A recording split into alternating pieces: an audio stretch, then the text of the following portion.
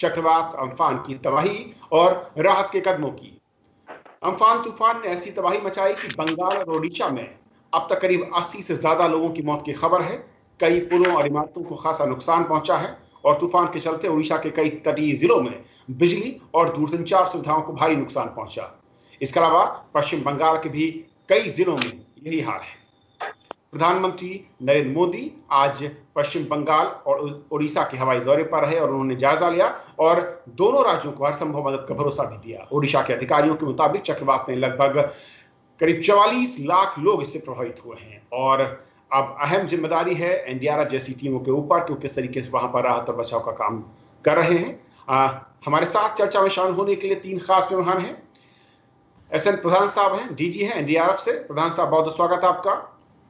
हमारे साथ दुष्मंता रंजन हैं, आईएमडी से। दुष्मंता साहब, स्वागत है। सुबीर डे हमारे साथ हैं, सीनियर जर्नलिस्ट हैं कोलकाता से। सुबीर, आपका भी बहुत बहुत स्वागत। शुरुआत प्रधान साहब मैं आपसे करना चाहूंगा कि जिस तरीके से ये तबाही इस चक्रवात के चलते हुई है, इस वक्त क्या पोजीशन है दोनों ही राज्यों में, और आपके पास जो जानकारी, जो टीमें लगी हुई हैं, कितना एक बड़ा इलाका है जहां पर इस वक्त रेस्क्यू ऑपरेशन शुरू हो चुके हैं? देखिए, सीधी बात अब ये रह गई है कि उड़ीसा एक तरह से उबर चुका है इससे। घटना के, साइक्लोन के होने के 24 घंटे से ज़्यादा हो गए और 12 घंटे में मुझे लगता है कि कंप्लीट नॉर्मल से रिस्टोर हो जाएगी। कल मेरी एसआरसी मिस्टर जैना से बात हुई तो उन्होंने कहा कि पावर भी 90% से ज़्यादा रिस्टोर हो चुका है जहां हाई इम्पैक्ट डिस्ट्रिक्ट था, उड़ीसा की बात कर रहा हूं मैं, और टेलीकॉम भी 95% रिस्टोर हो चुका है। इसलिए you can say that Orissa is well on its way to normal sea. अब बची बंगाल की बात, तो बंगाल में सिचुएशन अलग है। बंगाल में जो हाई इम्पैक्ट जिले थे उन्होंने they have borne the brunt. काफ़ी ज़्यादा इम्पैक्ट हुआ है साइक्लोन के लैंडफॉल का। जो लैंडफॉल इलाके थे, दीघा, ईस्ट मिदनापुर में दीघा पड़ता है जो कि एकदम समुद्र तटवर्ती इलाका है, छोटा सा शहर है, और जो उसके राइट एक्सट्रीम में हटिया आइलैंड पड़ता है बांग्लादेश का, उसके बीचों बीच जो है एक हैमर ब्लो आप कह सकते हैं साइक्लोन का हुआ है। और निश्चित रूप से उसका जो इफेक्ट है वो दिख रहा है ग्राउंड पर।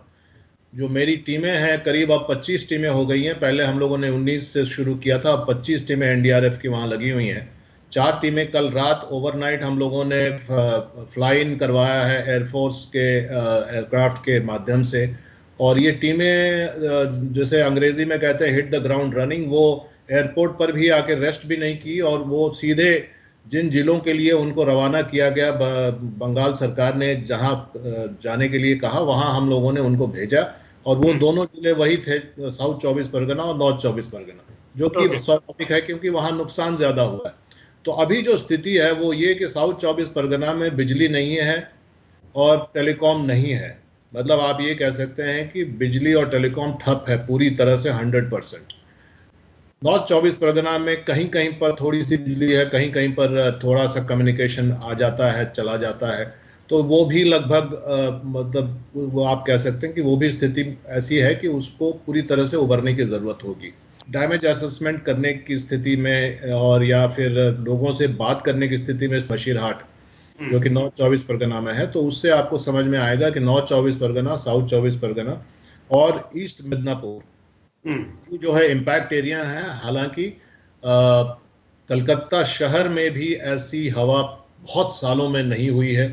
लोग यहाँ तक कह रहे हैं कि 1750 के आसपास ऐसी हवा आई थी और उसके बाद नहीं आई थी। अब ये अपने आप में एक चिंता का विषय है क्योंकि अब ऐसी हवाएं क्लाइमेट चेंज की वजह से अब आने लगेंगी और अर्बन प्लानिंग किस तरह से करना होगा, क्योंकि कलकत्ता में भी पैरालिसिस एक तरह से हो गई है, पेड़ गिर गए हैं। भले मेजर बिल्डिंग्स को नुकसान डायरेक्टली नहीं हुआ है, पक्के मकान नहीं हुए, और क्योंकि चेतावनी काफ़ी थी कि भाई आप अंदर रहिए, तो इसलिए लोग रहे, लेकिन पेड़ और पोल बहुत कट के गिरे हुए हैं। तो काफ़ी एक तरह से असमंजस का मंजर है। और पूरी एनडीआरएफ की टीमें, करीब 7 टीमों को अभी मैंने सुबह रवाना किया है कि वो कलकत्ता में ही काम करें। तो ये एक ओवरऑल सिचुएशन काफी सीरियस डैमेज का है और उसमें रिकवरी में टाइम लगेगा। सुबीर, क्योंकि आप कोलकाता में हैं और जैसा कि प्रधान साहब ने कहा कि किस तरीके से मेजर स्टेप्स लिए गए हैं, टीमें काम कर रही हैं। ओडिशा से एक अच्छी खबर है कि वहां पर जो रेस्क्यू काम है करीब करीब पूरा कर लिया गया, रिस्टोर कर लिया गया है। और जो खास इलाके में कहूँ जिनका जिक्र हो रहा है पश्चिम बंगाल में, वहां से आपके पास और क्या इन्फॉर्मेशन है? क्योंकि बहुत मुश्किल है संपर्क साधना, सबसे बड़ा चैलेंज शायद शुरुआती तौर पर यही है। और दूसरा कि कोलकाता जैसे जो इलाके हैं वहां पर जिस तरीके की प्लानिंग है, शायद वो ज्यादा मुश्किल है इस वक्त में, अगर रेस्क्यू ऑपरेशन के लिहाज से देखते हैं जिस तरीके की घनी आबादी है। दो विषय है, एक है जो साउथ चौबीस परगना, नॉर्थ चौबीस परगना का सिचुएशन। इसमें प्रधान साहब ने एक बात कही है, जो स्टेट गवर्नमेंट में जो इंफॉर्मेशन एनडीआरएफ को दिया है उसके हिसाब से एनडीआरएफ का असेसमेंट आया है। लेकिन स्टेट गवर्नमेंट का पास इतना सा इंफॉर्मेशन नहीं है, जो आप सोच भी नहीं सकते। जो आयला में जो धंसा हुआ है, उसके बाद फोनी, उसके बाद बुलबुल में जो हुआ है उसमें कुछ नहीं है। इसमें जो रियलिटी में है, कल हम पूरा के पूरा दिन संदेशखाली 2 में था, इतना बड़ा हंसा हुआ है, सोच भी नहीं सकते। इतना तेज हवा, इतना बवंडर था। तो जो लॉस का परिमाण ये अभी असेसमेंट नहीं हो रहा है। तो इसमें हमारा असेसमेंट से साउथ चौबीस, नॉर्थ चौबीस परगना में 1.5 लाख फैमिली का बहुत बड़ा भारी रकम क्षति हुआ है। और साउथ चौबीस परगना का जो बात प्रधान साहब ने किया है, माननीय प्रधान साहब ने, वो सही है। उसमें बहुत भारी रकम, इससे स्वाधीनता के बाद में इतना भारी रकम हादसा हुआ नहीं था, लेकिन आज इसको हुआ है। एक तो आयला के टाइम में जो हादसा हुआ है उसमें पूरा एग्रीकल्चर डिस्ट्रॉय हो गया है, उसके बाद रेस्टोरेशन काम कुछ किया है। लेकिन सवाल यह है, इतना बड़ा हादसा का तो 3 दिन पहले से ही अंदाज था डिपार्टमेंट को, स्टेट गवर्नमेंट को। मैं चाहता हूं सुबीर कि इनिशियली आईएमडी जिस तरीके से काम कर रहा है और बहुत बेहतर काम हुआ है पिछले कुछ वर्षों में, कहूं प्रोटेक्शन को लेकर, अलर्ट वार्निंग सिस्टम को लेकर, और कई दिन पहले ये अलर्ट सिस्टम के थ्रू वार्निंग दी गई थी। क्या उसका फायदा स्थानीय प्रशासन ने उठाया, लोगों को इवैक्यूएट किया, लोगों को तैयार किया कि इस तरह की आपदा आने वाली है? जो प्राइमरी इंफॉर्मेशन देने का आम पब्लिकों को, जो रिवर में काम करते हैं, रिवर बेस्ड एक्टिविटी करते हैं, उसका जो सर्वाइवल रिवर में होता है, उसको भी इंफॉर्मेशन नहीं था 10 डेज पहले। तो ये तो पहले तो गवर्नमेंट ऑफ इंडिया इंफॉर्मेशन भेजा था, जैसा हो रहा है, इससे होने का बात है। तो उसमें अंदाज लगा के नीड बेस्ड असेसमेंट करके जो वल्नरेबल सेक्शन ऑफ सोसाइटी है 2 जिला में, एक नॉर्थ चौबीस परगना, साउथ चौबीस परगना, इसको तो अलार्मिंग करना चाहिए। एक तो कोविड के हिसाब से ये लोग रोजी रोजगार से बहुत पीछे चला गया। उसके बाद ये आम्फान के जो सिचुएशन हुआ है उसमें तो भारी नुकसान पहुंचा है इनको। लेकिन जो ब्लॉक डेवलपमेंट ऑफिसर है, एसडीओ है, उसके पास कोई भी इंफॉर्मेशन नहीं था। जो हमारा जो यहाँ पे स्टेट गवर्नमेंट का जो रिलीफ जो डिपार्टमेंट है, जो रेस्क्यू डिपार्टमेंट है, सोशल वेलफेयर डिपार्टमेंट है, जो डिजास्टर मैनेजमेंट टीम है, उसका भी पास सही से कोई इंफॉर्मेशन नहीं था। ये गैप हो रहा है, कोई एक असली नीड बेस्ड असेसमेंट और इंफॉर्मेशन डिसेमिनेशन का कोई टूल का कोई प्रॉब्लम हो रहा है, जो जनता का पास तो इंफॉर्मेशन सही से नहीं जा रहा है। पटनायक सर, जिस तरीके से हम देखते हैं कि आईएमडी का अलर्ट पी अलर्ट सिस्टम होता है, रेड जोन, ऑरेंज, इस तरीके की वार्निंग अलर्ट जारी किए जाते हैं, इसको लेकर क्या कुछ कदम उठाया गया जिसकी जानकारी आईएमडी के पास आई? और जो एक टाइम था, मैं कहूं कि राज्य सरकारों के पास, कि उस पर एक्ट करते हुए वो उचित कार्रवाई करते और पहले से अगर तैयारी करते तो शायद इतना ज्यादा नुकसान उसको कम किया जा सकता था। आईएमडी की तरफ से अगर पहली बार मैं सूचित करना चाहता हूं कि 13 तारीख को ही जब ये लो प्रेशर बना, तब हमने फास्ट प्रेस रिलीज कर दिया था। 13 तारीख को फास्ट रिलीज कर दिया था, जो कि लो प्रेशर बना, एंड उसका एक्सपेक्टेड कैसे इंटेंसिफिकेशन होगा एंड कौन सा कोस्ट को वार्न किया गया, जो पिन पॉइंट 13 तारीख को नहीं किया गया था, लेकिन ये थोड़ा सा गाइडलाइन दिया गया था। जैसे कि जैसे सिस्टम बढ़ता गया, इंटेंसिटी बढ़ता गया, 14 तारीख को वॉल मार्क लो हो गया एंड डिप्रेशन हो गया। 16 तारीख को इवनिंग तक डिप्रेशन, सुबह डिप्रेशन हो गया। 17 तारीख को वेरी सीवियर साइक्लोनिक सिस्टम हो गया एंड एक्सट्रीमली सीवियर साइक्लोनिक 18 तारीख मॉर्निंग को हो गया and super cyclonic system finally 18 तारीख को 11:30 बजे सुबह हो गया। तो इसी टाइम में हमने 6-7 प्रेस रिलीज दे दिया 13 तारीख से स्टार्ट करके एवरी डे, एंड हमने 36 आवर्स पहले ये पूरा वार्न कर दिया गया था कि दीघा एंड आपका हातिया आइलैंड के बीच में ये क्रॉस करेगा। ये 36 आवर्स से पहले हमने वार्निंग दे दिया था। ये इसके जो वार्निंग के हम जो दिया वो सारे चीज का रिसोर्सेस हमारे पास यूज किया हमने। सैटेलाइट है, राडार है, हमारे पास वेरियस मॉडल्स है, न्यूमेरिकल मॉडल, ग्लोबल मॉडल, आपका couple model, all type of models, and even हमारा तो इनक्वाइस्ट जो है और एक है उन्होंने स्टॉर्म सर्च का भी दिया फोरकास्ट। तो सारे चीज का फोरकास्ट को हम इकट्ठे करके हमारा एक्सपीरियंस फोरकास्ट और एक्सपीरियंस लेके आईएमडी ने बहुत अच्छे तरह से इसको मॉनिटर किया, एंड नॉट ओनली इसका स्पीड भी दिया, time of landfall, intensity of landfall well in advance बताया गया। ओके पटनायक सर, अब मैं दूसरी बात पे आता हूँ जिसका जिक्र प्रधान साहब कर रहे थे कि जो इंटेंसिटी है, कहा जा रहा है कि ये कई दशकों के बाद इतनी ज्यादा दिख रही है इस कोस्टल रीजन की अगर बात करें, स्टेट पर जो लैंडफॉल यहाँ पर दिखा है इस चक्रवात का, वो कितना सही है और इस तरह के आंकड़े पहले कब नजर आते हैं, और क्या ये इंटेंसिटी जो क्लाइमेट चेंज उसके चलते हैं कि एक्सट्रीम पोजीशनिंग हो रही, चाहे वो किसी भी तूफान की स्पीड को लेकर हो या फिर उसके अचानक आने को लेकर हो? हाँ, ये जो बहुत सुपर साइक्लोन कैटेगरी का जो है, जो T6.5 टाइप का जो इंटेंसिटी हम क्लासिफिकेशन करते हैं, वो तो रेयर इवेंट है, नो डाउट अबाउट इट, ये रेयर इवेंट है।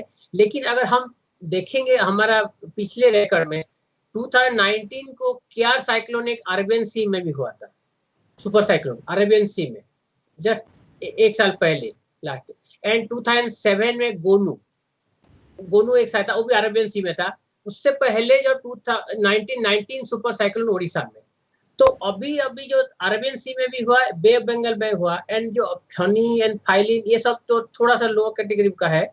तो ये बहुत दैट मींस बहुत अनयूजुअल नहीं है कि बहुत बढ़ गया है बोल के।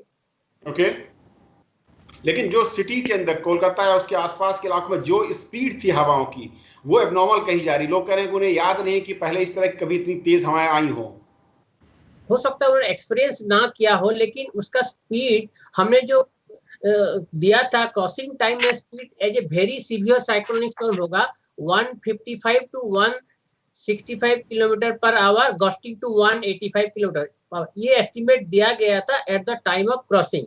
दैट मीन जब सुपर साइक्लोन हो गया था उसका स्पीड ज्यादा था, लेकिन धीरे धीरे उसका थोड़ा वीक हुआ। वीक होने के बाद क्रॉसिंग टाइम में हमने ये एस्टिमेट दिया था। एंड कलकत्ता का जो हमारे फोरकास्ट दिया था, जो कलकत्ता को दिया था हमने फोरकास्ट भी 110 टू 135 किलोमीटर पर आवर ये विंड स्पीड रहेगा बोल के फोरकास्ट भी दिया गया था। और ऑब्जर्वेशन में भी कल 20 तारीख को 7 बजे के आसपास शाम को जो ऑब्जर्वेशन आया 130 किलोमीटर पर आवर आया। तो जो फोरकास्ट था विंड स्पीड का भी उसी के रेंज में आया है। प्रधान साहब, क्योंकि देखिए चक्रवात आएंगे, इसे कोई नहीं रोक सकता। तरीका सिर्फ एक ही देखता है दुनिया भर में कि प्री वार्निंग अलर्ट सिस्टम, और उस अलर्ट सिस्टम का इस्तेमाल करते हुए स्थानीय प्रशासन उसको किस तरीके से अमल में लाता है लोगों को अलर्ट करने के लिए, बचाने को लेकर। क्या यही मेन फोकस होना चाहिए ताकि एनडीआरएफ जैसी टीम का काम कम हो और उनको ज्यादा दिक्कत महसूस ना हो आफ्टर इफेक्ट के बाद उनको, अगर रेस्क्यू ऑपरेशन की बात करूं तो? देखिए, दोनों जो हमारे साथी आज हैं उन्होंने दो बात बहुत इंपॉर्टेंट कही। जो पहले साथी हैं उन्होंने कहा कि जो मीन किया जा रहा है कि डिजास्टर गवर्नेंस को दरकिनार आप नहीं कर सकते। डिजास्टर गवर्नेंस एक गवर्नेंस का एक अलग पार्ट नहीं है। डिजास्टर गवर्नेंस अब गवर्नेंस का मेन स्ट्रीम है। अगर हम ये मान के चले कि एक एक्सेप्शनल है, रूटीन गवर्नेंस से इसका मतलब नहीं है हम लोग आराम से रहेंगे, डिजास्टर जब आएगा देखा जाएगा, इसी का नुकसान हम लोग झेल रहे हैं। We must be primed for disaster as a mainstream of governance. Japan आज क्यों इतना, जापान एक अर्थक्वेक के अंबार पर बैठा हुआ है, लेकिन उसका बच्चा भी जानता है कि अगर एक हूटर बजता है जो कि एक मॉक हूटर होता है, मॉक ड्रिल का, वो 4 साल का बच्चा भी वो भागता है और छुपता है और अपना वही ड्रिल करता है जो एक्चुअल अर्थक्वेक में वो करेगा। हर सिटीजन के पास मैसेज आ जाता है उसके मोबाइल पर, उसके टीवी पर कि आपको क्या करना है, अर्थक्वेक आता है तो। पूरा समाज डिजास्टर के लिए ट्रेंड है, पूरा एडमिनिस्ट्रेशन ट्रेंड है और उसकी तरफ उन्मुख है, प्राइम्ड है। ये एक बड़ी गलती जो भी स्टेट गवर्नमेंट्स या कोई भी एजेंसी, गवर्नेंस एजेंसी अगर डिजास्टर को एक रेयर इवेंट या एक्सेप्शन मानती है तो गलती करती है। That should be rule not exception. Disaster governance is the main stream of governance. ये पहला मुद्दा मैं कहना चाहता हूं। दूसरा, जो मौसम वैज्ञानिक साहब ने कहा, पटनायक जी ने, कि एक्सट्रीम वेदर इवेंट्स, देखिए हम लोग कुछ भी कहें, मानव ने ही अपने पैर पर कुल्हाड़ी मारी है। हम लोगों ने क्लाइमेट चेंज को ही ट्रिगर किया है। क्लाइमेट इतना बड़ा है कि वो हम लोग चेंज नहीं कर सकते, लेकिन उसको हम लोग खराब कर जरूर कर सकते हैं, चेंज की गति को बढ़ा सकते हैं। इसको एंथ्रोपोमॉर्फिक चेंज कहते हैं, जो मानव के एक्टिविटी से होता है। जिस तरह से हम लोग पोल्यूशन कर रहे हैं, जिस तरह से कार्बन एमिशन हो रहा है, जिस तरह से डिफॉरेस्टेशन कर रहे हैं, पानी का स्रोत को बंद कर रहे हैं, जो नेचुरल फ्लो है उसको बंद कर रहे हैं in the name of development, तो उसका एक खामियाजा भुगतना पड़ेगा। कार्बन एमिशन आप करेंगे तो उसका खामियाजा भुगतना पड़ेगा। और कितनी बार मैं मौसम वैज्ञानिक नहीं हूं, लेकिन आप गिन सकते हैं कि समर में कितनी बार साइक्लोन आया है पहले। लेकिन पिछले मई में साइक्लोन आया, जो कि सुपर साइक्लोन तो नहीं था, लेकिन एक्सट्रीमली सीवियर साइक्लोन की कैटेगरी में था। और फिर मई में फिर एक और साइक्लोन आ गया जो कि सुपर साइक्लोन था। तो इसका मतलब है कि extreme weather events are happening. मैं इस बार 2019 में डिजास्टर रिस्पांस को मैं ऐसे ही आकलन कर रहा था। हमारा 65% एंगेजमेंट रहा फ्लड्स में, और 58% लैंड मास इंडिया का फ्लडेड हो गया था, या तो नदी के फ्लड से या क्लाउड बर्स्ट से। आपने देखा पटना में शहर ही डूब गया एक तरह से। बिल्कुल। और राजस्थान में जो खेत या तालाब 40 साल में भरे नहीं थे वो भर गए। और किसी वक्त में एक सीनियर ऑफिसर ने मुझे रात के 3 बजे फोन किया कि क्या गांधी सागर डैम एमपी वाला वो टूटने वाला है। ये बातें क्यों हो रही हैं? इसलिए हो रही हैं कि कहीं ना कहीं वेदर डवाडोल हो गया है, क्लाइमेट सिस्टम्स डवाडोल हो गए हैं, और हम भी उसके कंट्रीब्यूटर हैं। तो कहने का मतलब लबोलबाब ये है कि we must be prepared for disasters. Disaster are part of governance. और जब आप डिस्ट्रेस में गवर्नेंस नहीं दे पाएंगे आम आदमी को, तो फिर कब दे पाएंगे? तो जो ये सबसे कह रहे हैं कि कम्युनिकेशन, इसमें कम्युनिकेशन बड़ा इंपॉर्टेंट है। आप तैयार करेंगे आदमी को, पहले उसको कम्युनिकेट करेंगे, उसको इतला करेंगे, तब तो वो तैयार होगा।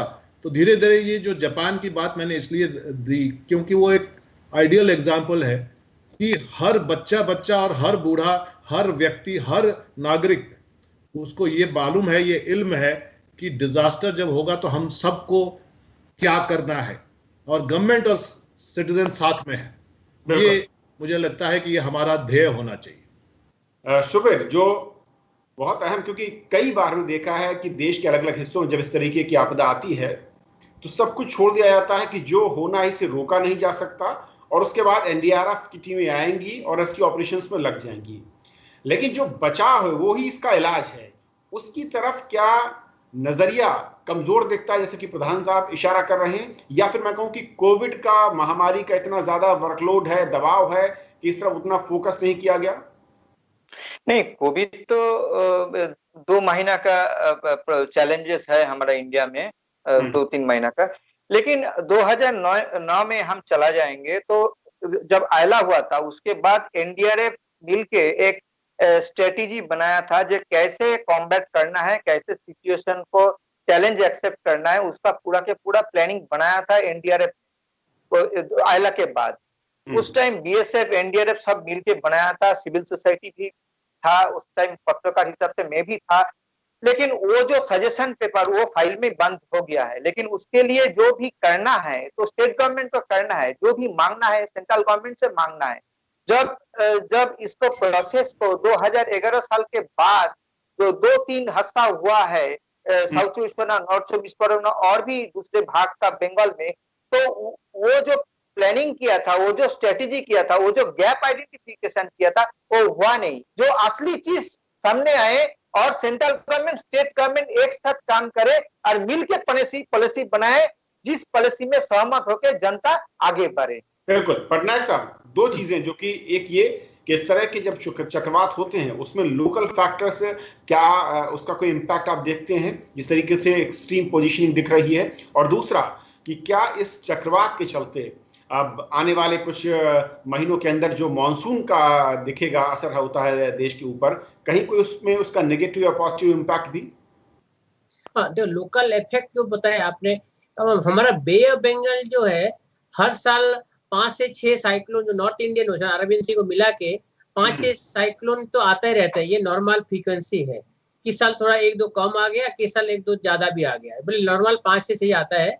तो ये नॉर्मल, क्योंकि बे ऑफ बंगाल में हाई एसएसटी हाई तो ओशन टेम्परेचर जो है हाई रीजन हाई एसएसटी है तो फेवरेबल कंडीशन है। बाकी भी 4-5 पैरामीटर्स है जो कि फेवरेबल है, इसलिए ये साइक्लोन तो आएगा, इसको हम रोक नहीं सकते। एंड और एक जो बताना चाहता हूँ कि हमने सारे मॉडल सारे टूल्स यूज करके फोरकास्ट एक्यूरेसी को काफी इम्प्रूव किया है आईएमडी ने। दूसरा चीज में हम जो ध्यान दे रहे हैं, अभी आईएमडी देना चाहता है और दे रहे हैं, इम्पैक्ट बेस्ड फोरकास्टिंग। मतलब हम ये साइक्लोन और ये जब हिट करेगा तो डिफरेंट टाइप ऑफ डिजास्टर हो रहा है। जैसे कि 3 हो रहा है, हेवी रेनफॉल एक हो गया, हाई स्ट्रॉन्ग विंड हो गया, स्टॉर्म सर्ज हो गया, और थोड़ा ऊपर जाएगा तो इवन लैंडस्लाइड भी हो जाएगा हेवी रेन के ऊपर। तो ये सारे चीज को हम एक मल्टी हेजेड वार्निंग सिस्टम हम कर रहे हैं, और उसी के लिए हम काम कर रहे हैं आईएमडी। एंड इसके बाकी एजेंसी के साथ भी सोशो इकोनॉमिक डाटा भी बहुत चाहिए, ये सब मिलके हम उसमें ध्यान दे रहे हैं। आपका दूसरी बात जो आ रहा है मानसून के ऊपर, अभी ये मानसून ऑनसेट का टाइम है, 1 जून नॉर्मल ऑनसेट है।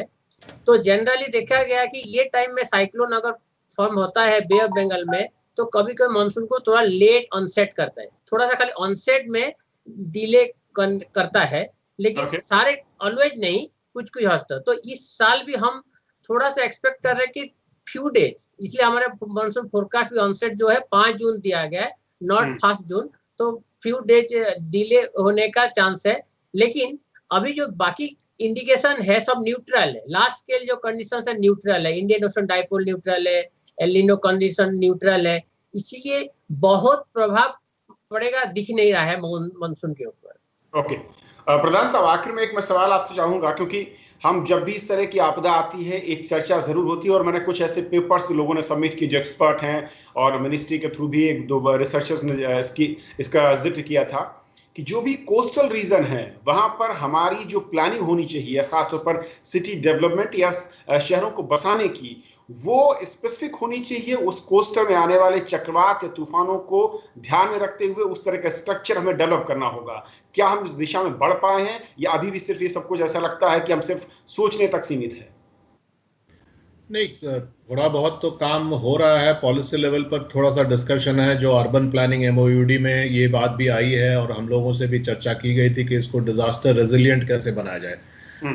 एक बात ये भी आई है, ये अच्छी बात है कि भारत सरकार ने पहल की है कि एक डिजास्टर रेजिलिएंट इंफ्रास्ट्रक्चर का ग्लोबल अलायंस बनाया जाए, जिसकी पहल भारत सरकार ने की है। उसमें कोर जो फंड है वो भारत सरकार की तरफ से 500 करोड़ देकर इसको सेटअप किया गया है, डिजास्टर रेजिलिएंट इंफ्रास्ट्रक्चर।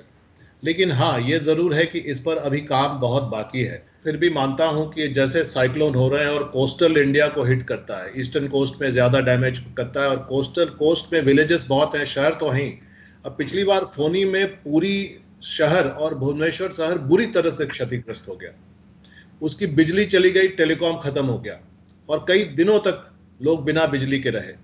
सीधी बात है कि आप डिजास्टर रेजिलिएंट इंफ्रास्ट्रक्चर अगर कोस्टल एरियाज में नहीं करेंगे तो साइक्लोन का हर साल इफेक्ट होता रहेगा। हर साल कोई ना कोई शहर, या आज जो हमारे बंगाल में कई गांव क्षतिग्रस्त हो गए हैं, वो होता रहेगा। तो it may be a one time expenditure, लेकिन आपको इन्वेस्ट करना ही होगा। और ये एक अच्छी बात है, पिछली बार जब फोनी आया था तो भारत सरकार में ये बहुत हाई लेवल पर चिंता हुई कि क्या कोस्टल एरियाज में जहां साइक्लोन बार बार आते हैं, हम लोगों को डिजास्टर रेजिलिएंट स्ट्रक्चर न केवल शहरों में बनाना चाहिए जो पुरी और भुवनेश्वर जैसे शहर हैं, बल्कि विलेजेस में बनाना चाहिए। जो घर, मान लीजिए कि आवास, प्राइम मिनिस्टर आवास योजना है, जो गरीबों को घर मिलता है, तो वो घर अगर कोस्टल एरिया में आप बनाएंगे और वो कच्चा इस तरह से रह जाएगा कि साइक्लोन के लिए वनरेबल हो, तो उसको बनाने का कोई फायदा नहीं है, क्योंकि हर साल फिर वो डिस्ट्रक्ट हो जाएगा। और हर साल चूंकि साइक्लोन आने वाला है तो तैयारी उसी अनुरूप होनी चाहिए। तो इसका लेसन ये है कि ठीक है, इन्वेस्टमेंट आपको थोड़ा सा बढ़ा के करना पड़े, लेकिन कम से कम कुछ मौलिक इन्वेस्टमेंट जैसे underground cabling of for power, ये जैसे चेन्नई में हुआ बहुत साल जो सुनामी के एक्सपीरियंस के बाद, कलकत्ता में भी अंडरग्राउंड केबलिंग कही जाती है, लेकिन कोस्टल एरियाज में केवल केबलिंग का एग्जाम्पल नहीं, बिल्डिंग कोड्स, बिल्डिंग का कंस्ट्रक्शन का कैसा उपाय होना चाहिए, urban planning and rural construction ये कैसे होने चाहिए, ये डिजास्टर के कॉन्टेक्स्ट में अब प्लानिंग करने की जरूरत है, क्योंकि disaster is not a exception, it is a rule. When you plan for the disaster, you plan for all eventualities. इसी पर काम करना चाहिए। चलिए, बहुत शुक्रिया आप तीनों मेहमानों का हमारे साथ इस अहम चर्चा में शामिल होने के लिए और बताने के लिए कि एम्फन चक्रवात के चलते किस तरीके के हालात दोनों ही राज्यों में हैं और जो रेस्क्यू का ऑपरेशन चल रहा है।